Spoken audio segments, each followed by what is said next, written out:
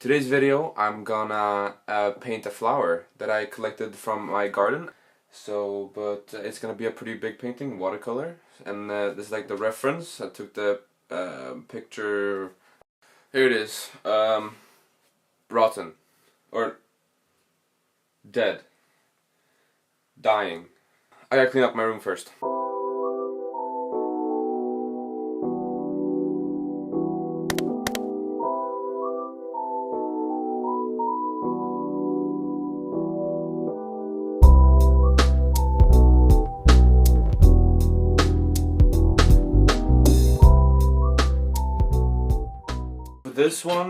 With this painting, I'm going to combine, I took a couple pictures of the flower itself, so I'm going to combine this one, and this one, because with the apple, I want the little apple in there somewhere, and I want this one with the nice shadow there, I like, and the atmosphere, so I couldn't really get one in particular, so I'm gonna mix match a little bit.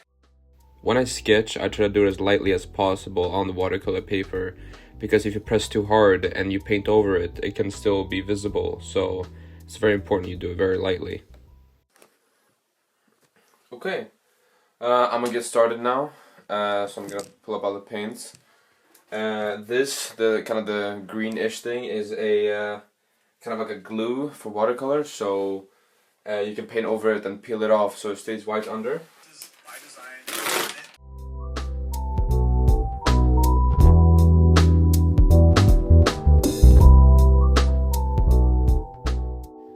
I think the hardest part of this painting was the background, but when I do backgrounds I always wet the paper first and then do maybe 2 layers of just very wet paint with wet colors, so you can get that watercolor feel to it. That's what I like, at least.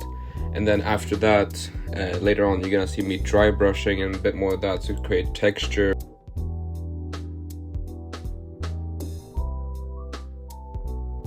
Here why I'm going very shaky is because in the foreground of the painting here it says the setup is on my floor, which is wooden, and I want that kind of wooden feel to it, and I'm only doing it very close to me, so it creates depth, so it's details in front and then less in back, and that creates very much, it looks very much that the vase is standing in a space.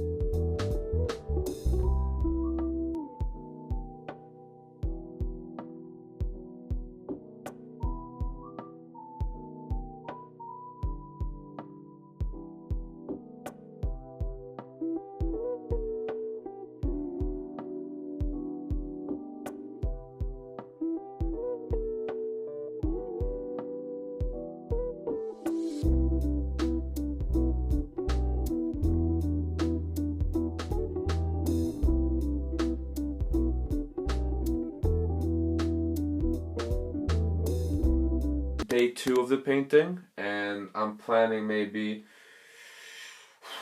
day 4, day 5 I'm done. So when the painting is in, let's see, this kind of stage, so I have some of the colors down and everything, now I'm actually just gonna dry brush a lot now. It's kind of like a wooden thing and slash with a lot of reflections and stuff. Here I'm working very much with just a flat brush and just a little color on the tip of the brush, and working very much zigzag back and forward to create that kind of blendiness without having to use water for watercolor. So that's a little trick I use.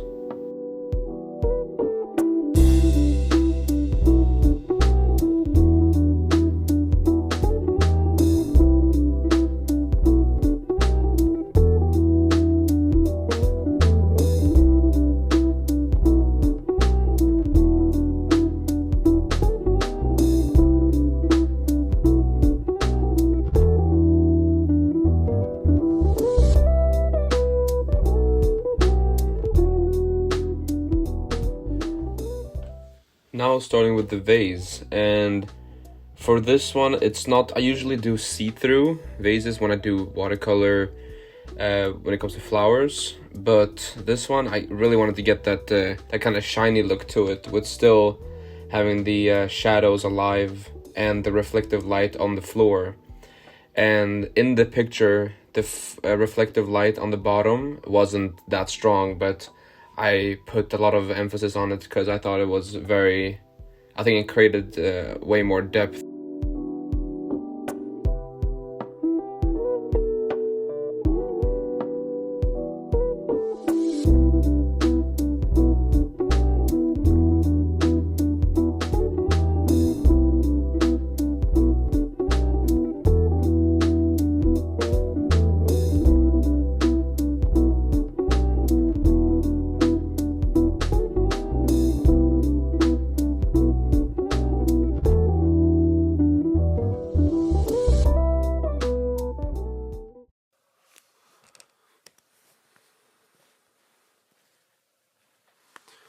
Okay, it's now day 3 and I am basically done with the vase and the background, so just the flowers today. So hopefully I can finish the flowers, I'm hoping.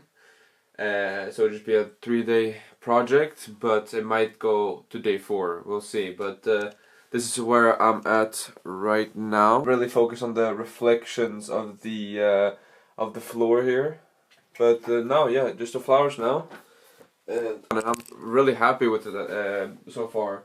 And it's not usually I'm this happy this quick with just paintings in general, so that's really fun. And yeah, I'm really excited to get going now. So let's go. When I do flowers, I usually have, if it's this kind of bouquet, I usually put all the details on usually 2 or maybe 3 flowers. So they really pop out, and that's the first thing you kind of notice. But the other flowers in the back leave them a bit more, not as detailed and more in the foreground. Or in the background, I mean. More in the background. So that also creates, I'm always thinking what creates depth and what should be in focus, what shouldn't be in focus. So you're gonna see on the back, it's a bunch of leaves. I erase them a lot later, I'd like blur them out. So I've always that in my back of my head.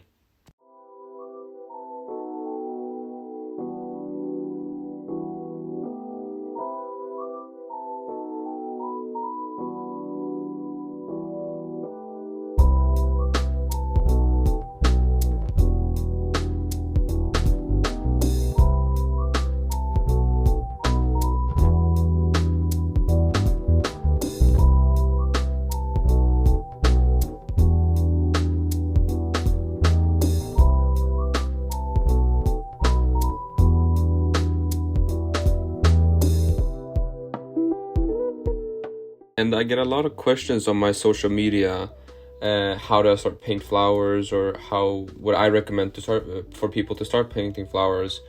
And I would just recommend just to have fun and just test out things and see what works.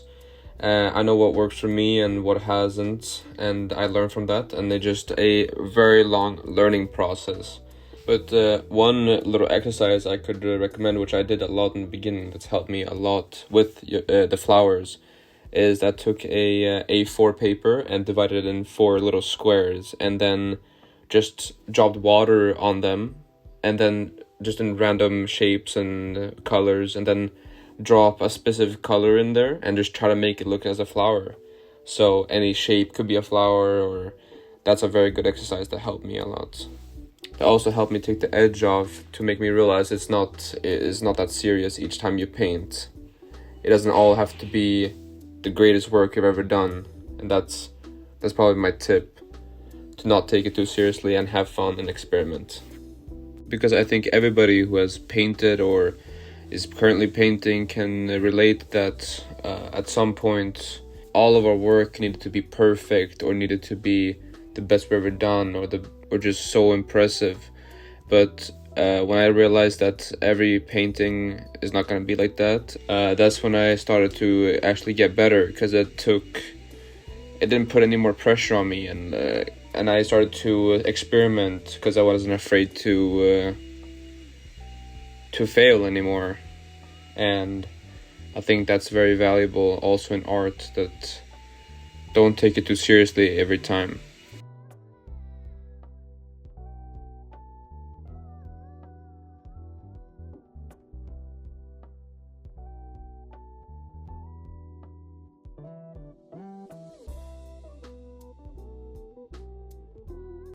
Okay, it's done. It took a little less than 3 days, and I am pretty happy with it.